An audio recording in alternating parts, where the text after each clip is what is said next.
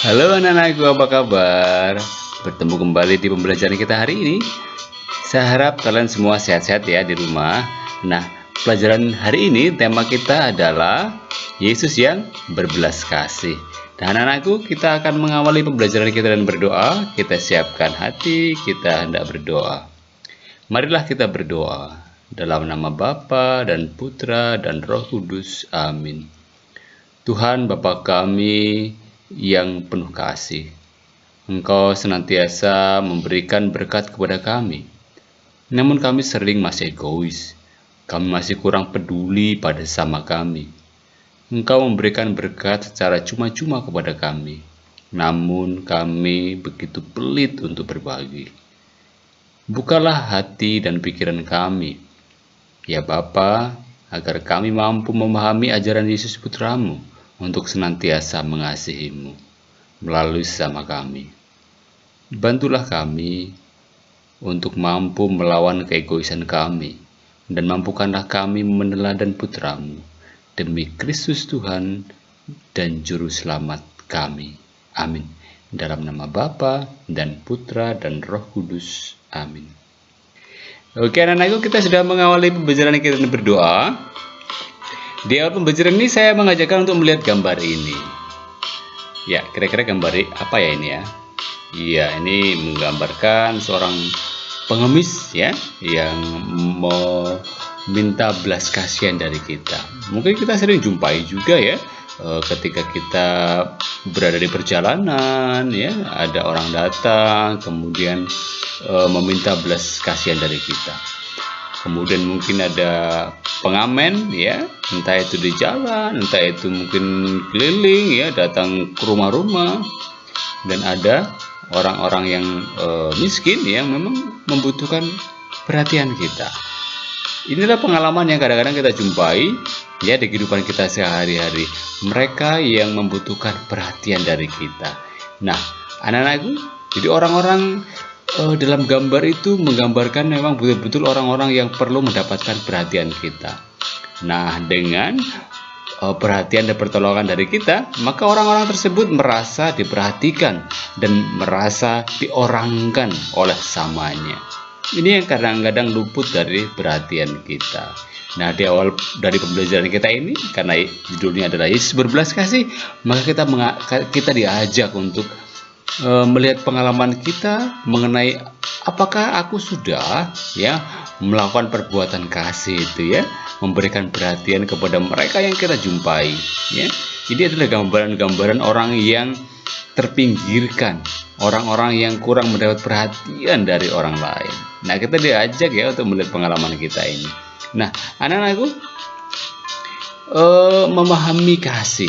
Nah, kasih seperti apa sih yang diajarkan oleh Yesus? Nah, perhatikan gambar ini ya, love atau cinta atau kasih ya.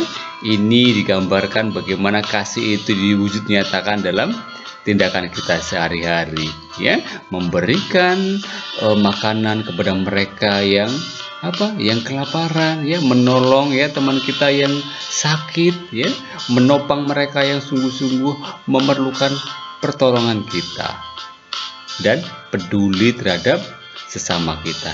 Nah, anak-anakku, kasih ya itu dapat kita pahami atau lebih dekat kalau kita memahami itu sebagai kata berbela rasa, yang secara harafiah berarti merasakan penderitaan atau merasa bersama. Kalau orang lain menderita, kita ikut menderita. Kalau orang lain merasa mengalami kelaparan, kita ikut merasakan lapar. Itulah arti harafiah berbela rasa yang memang untuk perwujudan kasih ya yang diajarkan Yesus sendiri. Nah, ciri kasih orang Kristen ini adalah kasih ini atau berbela rasa.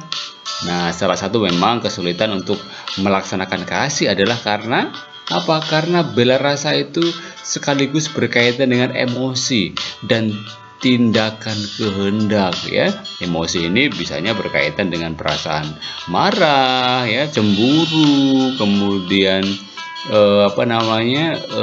suka ya.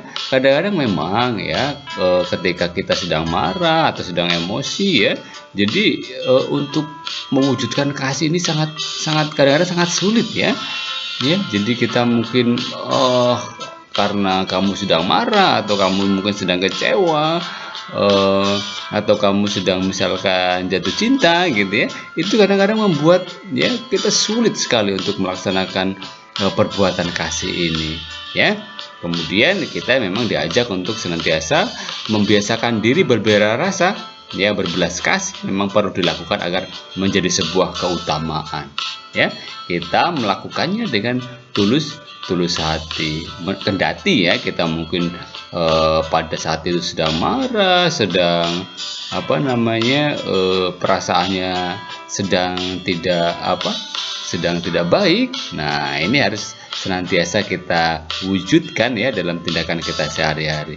Nah, anak-anakku, apa sih yang diajarkan Yesus mengenai kasih ini? Nah, mengasihi Allah berarti juga mengasihi manusia.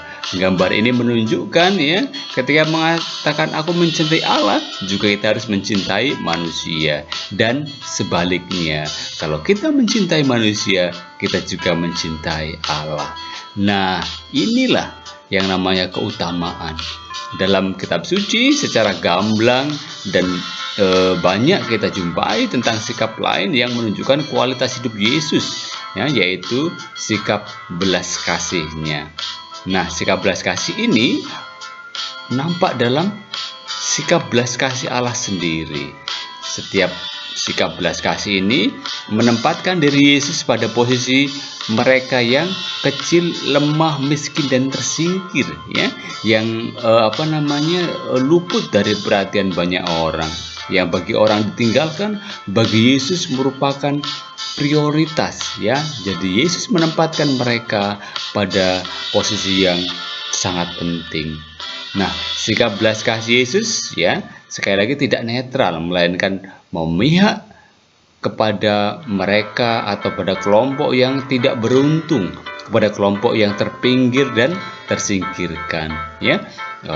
Para janda ya, orang-orang yang dianggap berdosa, anak-anak kecil ya, orang yang sakit, mereka tidak mendapat tempat ya dalam tradisi atau dalam masyarakat pada zaman Yesus, tapi Yesus memberikan tempat yang paling penting dalam tindakan kasih Yesus itu. Nah, kita belajar dari Injil Lukas bab 7 ayat 11 sampai 17. Kita akan baca sama-sama apa sih yang dikatakan oleh Yesus, apa yang diteladankan oleh Yesus. Nah, anak-anakku, saya baca ceritanya ya. Kemudian Yesus pergi ke suatu kota yang bernama Nain.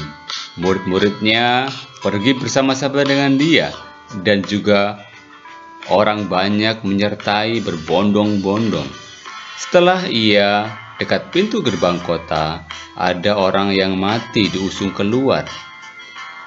Anak laki-laki, anak tunggal ibu yang sudah janda, dan banyak orang dari kota itu menyertai janda itu.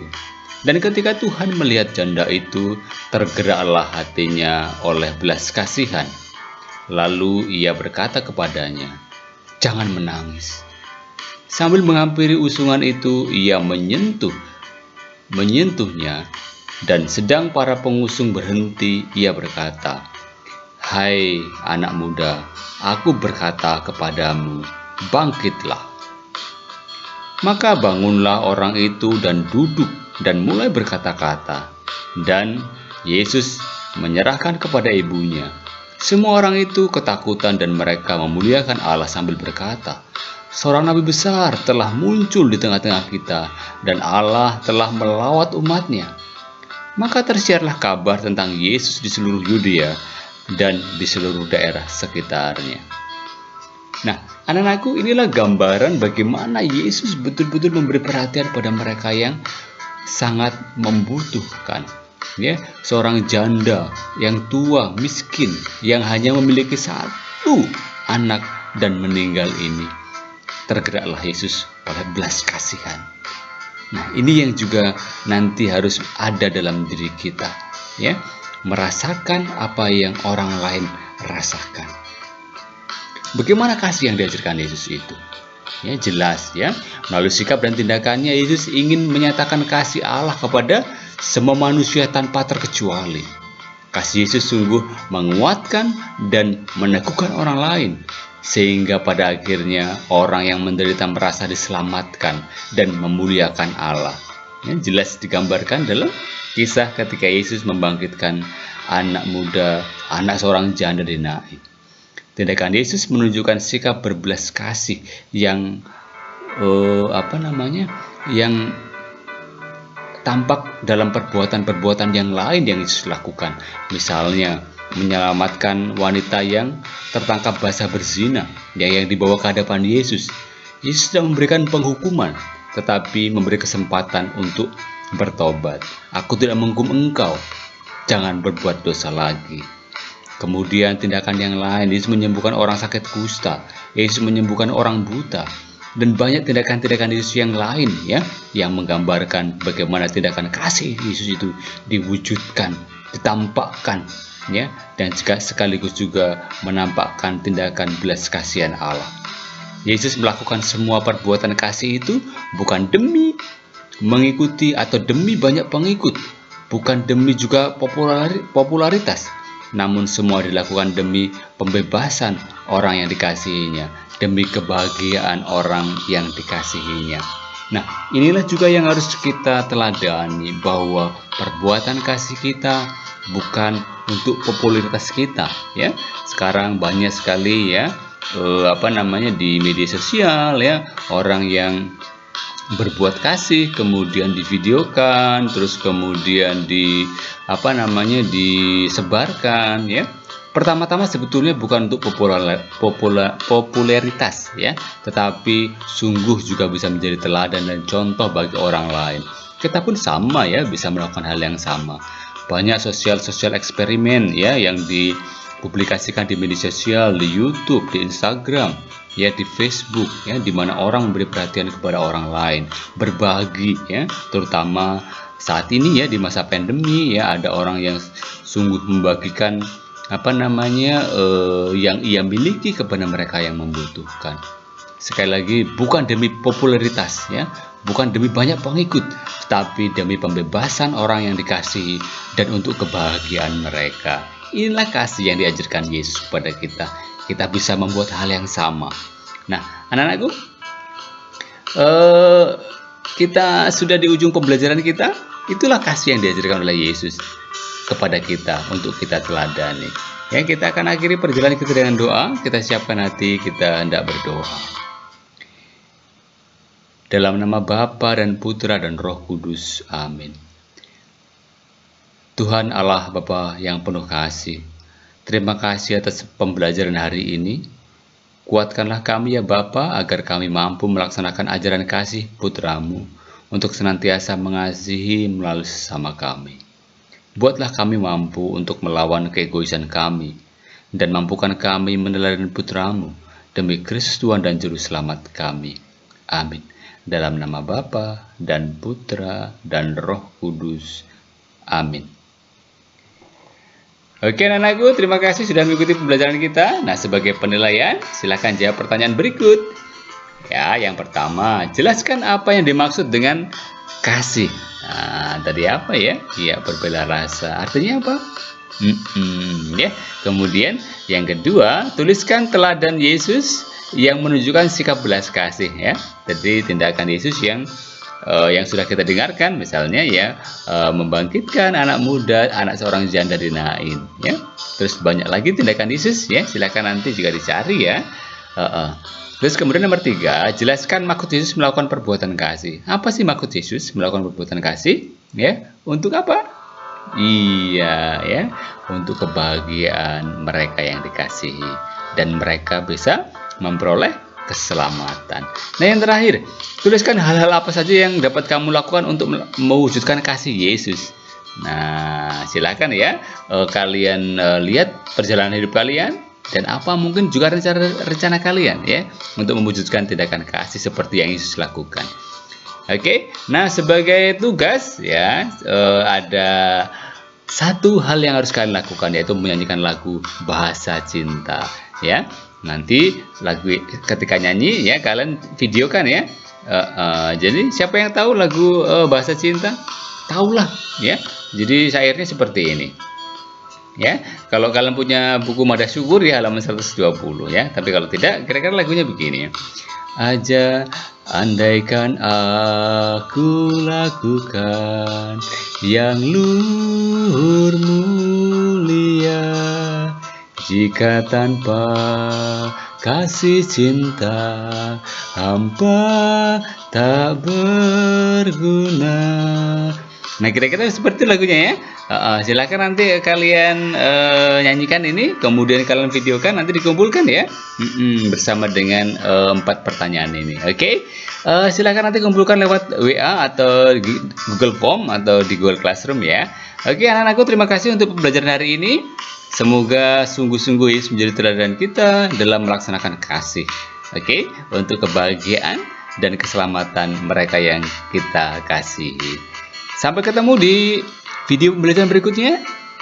Bye-bye, Tuhan memberkati. Oh iya, jangan lupa yang belum subscribe, silahkan tekan tombol subscribe dulu ya, supaya kita tidak tertinggal materi-materi kita berikutnya. Bye-bye, Tuhan memberkati.